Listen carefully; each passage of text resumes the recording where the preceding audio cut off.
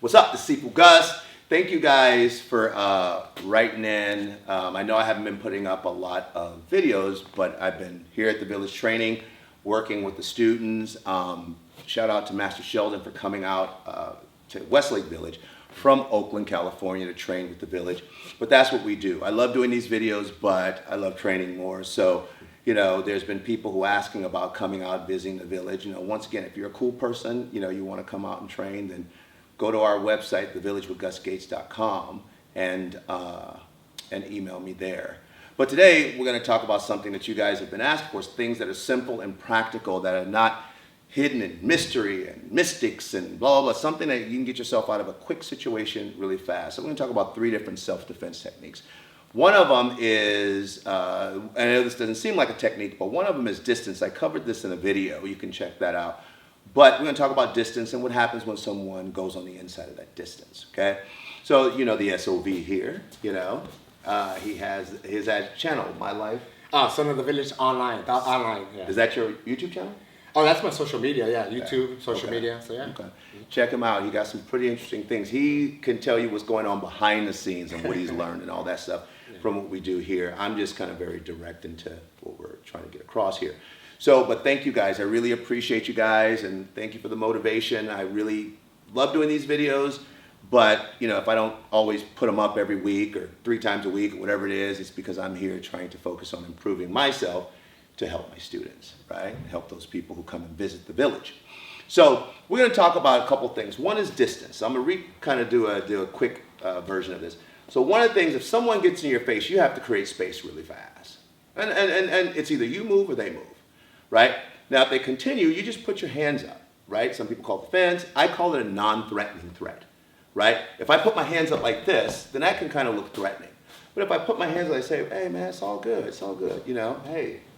But now you've created distance. So if he goes to throw a punch, right, I'm now in position to do whatever I'm going to do, right? And so that's the idea, right? If someone comes in close enough, right, and you're doing this and all that stuff, this is harder to see, right? So if he comes up, wham, and clocks you that way, it's harder to see. So just don't let a person get in that close, and it's that simple. You know, you have to gauge what your comfort is. You know, I've taught classes where people are like, well, this is my comfort, Sifu Gus, and as long as I'm this far away, and that's cool too, right? But sometimes you don't have the luxury of creating such a large space, right? But what you want to do is definitely create an 1.5 arm distance, 2 arm distance, if you can, right? And that's the idea. So we're going to get into the first thing here, and I hope that this helps you. I know it is not the only way to do this. I know there's probably even ways out there that I didn't think of. Comment down below. Let me know. But at the same time, if this helps you, you know, share this with some friends and family. This is how we grow the channel. I would like to do this a little bit more, but once again, focus on the Village, right? But, you know, if we get some traction on this, then I have so many more things, simple things that get you out of a sticky situation fast that I have used out there. And when you're in a chaotic situation, you have to know these things, and you have to know them well enough to get out of a crazy situation. Also, the other thing too is I want everyone to know is that there's nothing that beats real professional training. Learning stuff online, learning stuff through video is great, but get into a school. And get into a school, if you want to defend yourself, get into a school where you make contact with another human being. If you're just punching the air, well, that's probably the results you're going to get, right, in a realistic situation. But when you can really get with someone and start moving someone around and really feel what another human body feels like, then it makes all the difference in the world in your training. So think about that as we go through this first one, all right? All right, also shout out to my big cuz for the positive wear. I love his stuff. It's really cool. Check it out on Instagram. Positive Vibes Clothing Apparel. Positive Vibes Apparel. I'll put the link down below.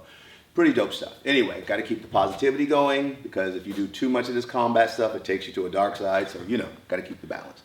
Anyway, so first thing we're going to do is what happens if someone breached that distance, right, and they grab you. You're paying attention to someone else and just someone misjudged you for someone else. Let's use that one. And they grab you. right?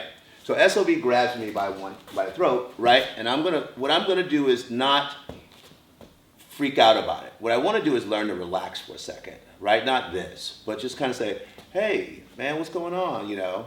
And if he doesn't move away, you ask him, say, take your hand off my throat. And he doesn't. This is your biggest threat. So you got to do the move that gets you out of the situation fast, right? So go ahead and stop for a second. So the idea is if you're there, you are on the attack.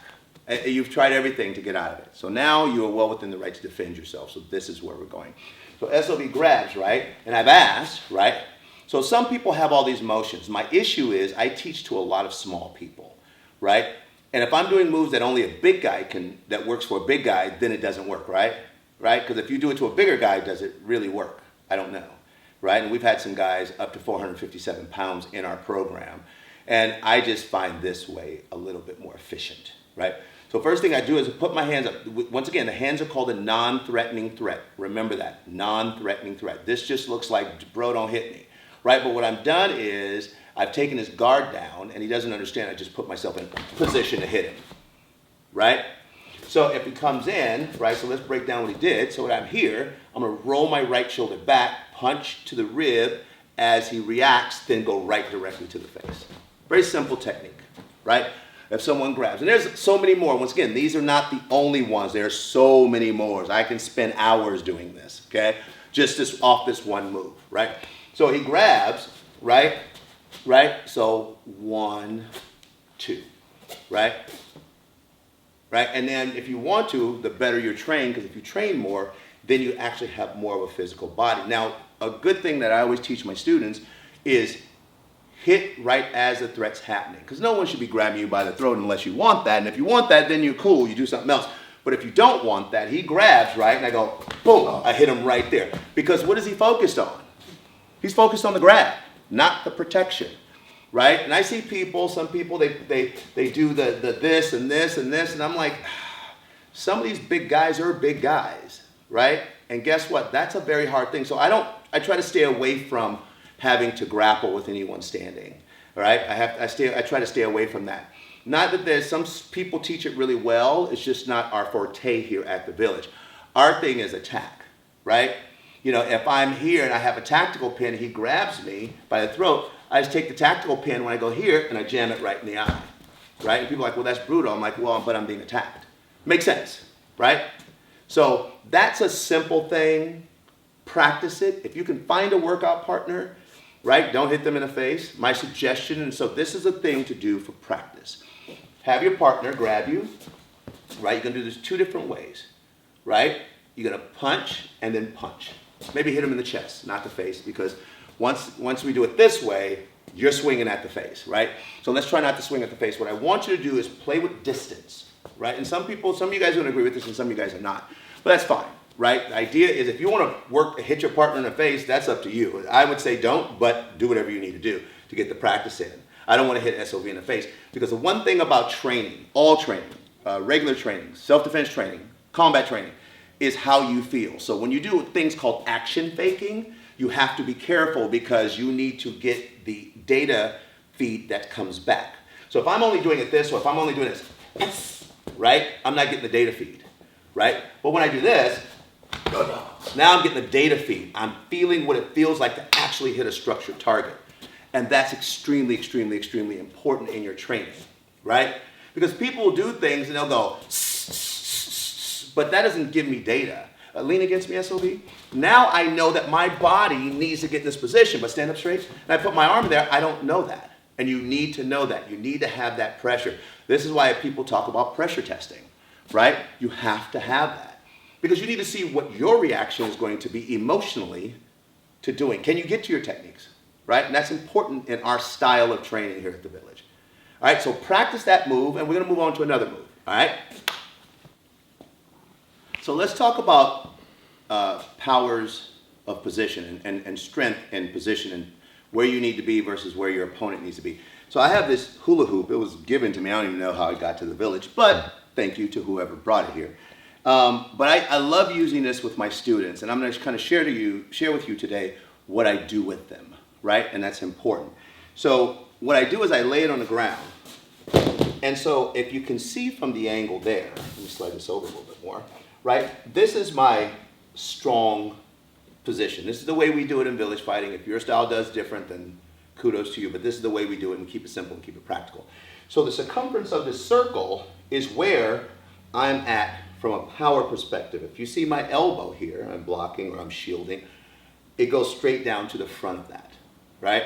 When I start going out further is where it starts getting more dangerous for me, because my lower gate, my base, starts to become less stable. And I want to keep it as stable as possible, right? So when I'm doing a motion, if I'm just standing here and I'm stepping and I'm blocking, I really want the person to come to my line, or maybe a little bit more, not really close to. I don't want them here in this circle, right? I want them here. They can go a little bit out, but I know if I go further out, then I'm actually destabilizing my lower base, right? And that's important.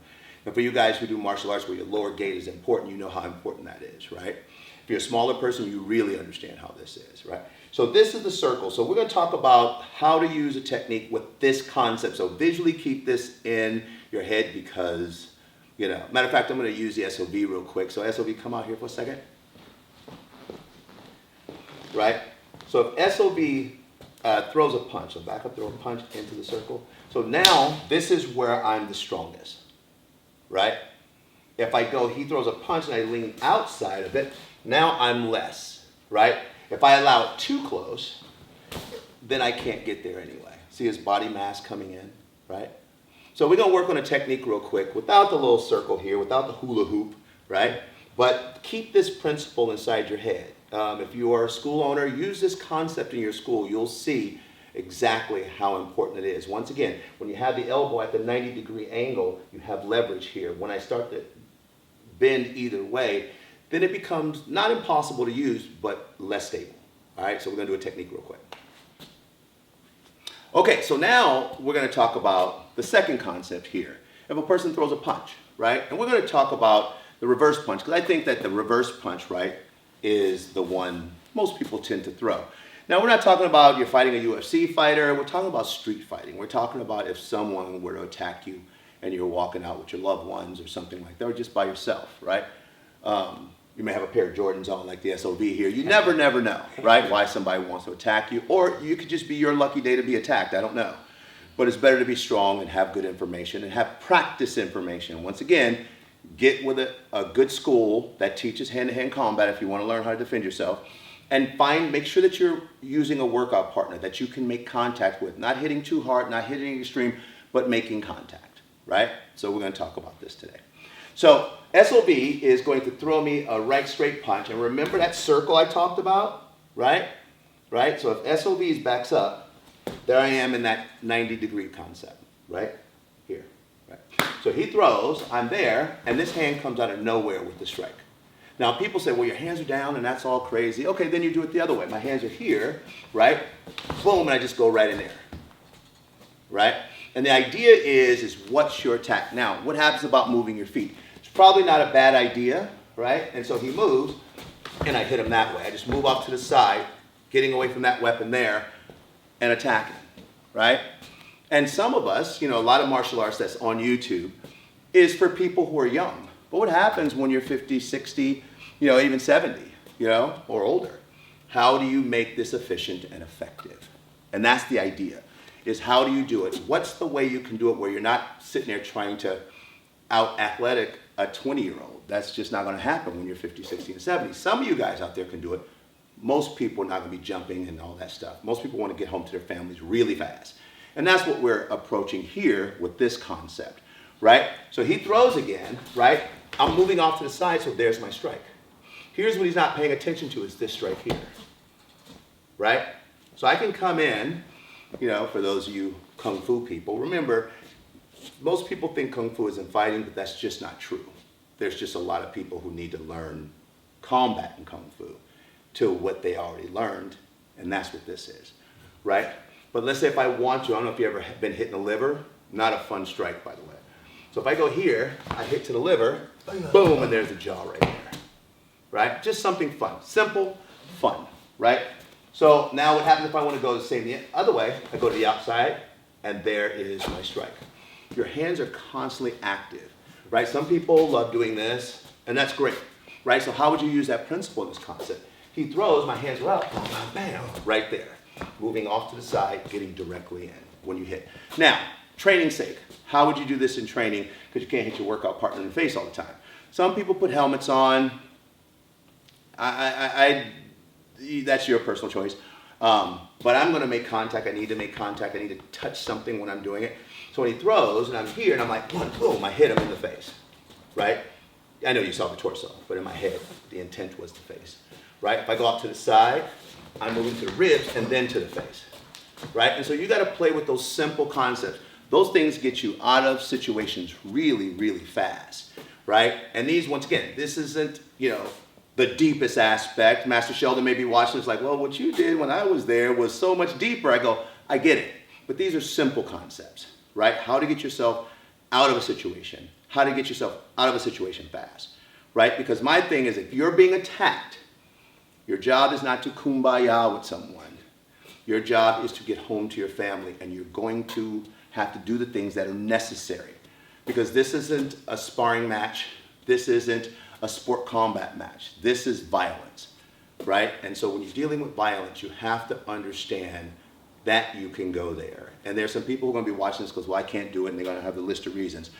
Don't believe that self-limiting belief. No, you can do it. So we're back. So now we're on the third one. Now, anyone who knows me know I love self-defense weapons. Now, for me, self-defense weapons isn't for me to get away and run. It's just an addition to what I'm going to do. Some people know I love stun guns, and I love tactical pens, and I love different things, the Kubotans and all those things. I love all those things because it causes a lot of pain in a short space with someone, right? And so today we're going to talk about Bayao, right? So the Atomic Bear, great company, not sponsored by them in any way, shape, or form, but I love their products. So we're going to talk about what happens if someone comes and grabs your clothes and you pull this out of your pocket. For you ladies, out of your bag or whatever you have it in, have one of these on you. It looks just like a pen, right? Let me come up and show you. So I love this product. And when you're using a product like this, it really is important for you to understand how to practice with it. So I'm going to give you a little simple idea behind it and then show you a good way to practice, right? And the most important part of practicing, right? So SOB is the bad guy is going to come up and grab me, right? And I'll be like, come on, man, right? Now, a good thing to do, see his elbow here, right? Now, there's a couple things you can do. Depends on, I may just come up and drive it right into his bicep muscle. Yeah, he'll hate that, right? And some people, oh, throw it the other hand, right? But then I may come up, he grabs, right? I may go right to the eye. We talked about this a little earlier, right? Now, the other thing you can do is use your body, right? I call it the 13-year-old girl. I know some of you guys are never going to unhear that, right? So he grabs, I go, get off me. Slap the hand out of the way really hard, get off me and let this follow through. So in village style training, what we do is we're used to using, most people go like this and go like this. We flow through the action. It's just a common concept in Kung Fu training. So SOB grabs, right? I can hit him, right? And then go in with my Atomic Bear. Because wherever I strike is wherever I strike. He's not going to have a choice anyway. But once he grabs, I want to show you something. I want you to straighten your arm. I want you to see that it's really about me attacking him versus me defending. I'm not going to go, okay, I'm going to go here and then try to go here. No. Matter of fact, I may go, he grabs, here, come in closer this time. He grabs, and look, bam. Right? I make him pay for it. I don't make him think, oh, he should have done. No, you shouldn't have done that. And so I'm going to make you pay for what you just did. So he grabs, right? Comes in. I may go here, and that's all with the atomic pen, right? And I love this concept. Very simple, very direct. So training-wise, right? Here's a good thing for you to do. We're talking training partners here, and you have to have a training partner. So SOB grabs, right? What you need to do, right? Let's say we're going to stab SOB in the eye. I need feedback. Everything you know about me is about feedback. It's not about me telling you something. You have to practice it. It's what I tell my students every week, right? I need to know, what is this response going to be when I drive this in? I need to know, right? right? Because we can assume, right? The problem with the ass and assume is, well, you know, right? So the idea for us is to really get into a video and get into a concept where we create pain. Now, for those of you guys who are trained, those of you guys who are badasses out there, he grabs you like, oh, you shouldn't have done that now. Now you're mine. Now you're mine, right? And you just make him pay for it, right? But that comes with training. Once again, get into a school where they teach you hand-to-hand combat. Sport fighting is great, but when you're in your 50s, 60s, and 70s, sport fighting becomes very hard. Not impossible, it's hard. And then once again, some of you guys out there, I cannot keep up with you in your 60s and 70s, right?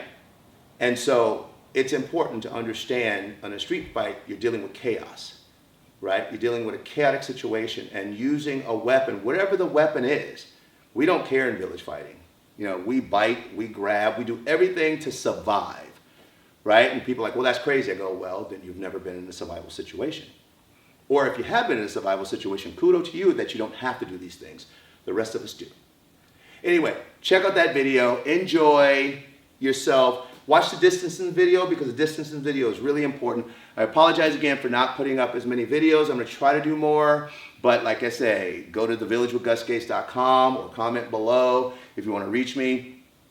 You have any ideas? Some of you guys have given me really good ideas that I'm working on. One is the exercise with the cane and different things like that, how to get stronger with those kind of movements. But I'll maybe use it with the cane and use it with the stick because village fighting is one of those arts that you can almost use any weapon with its principles and make it efficient and effective, right? So we'll be doing more stuff on that. Anyway, we'll see you guys next time. Be well. Sifu Gus out.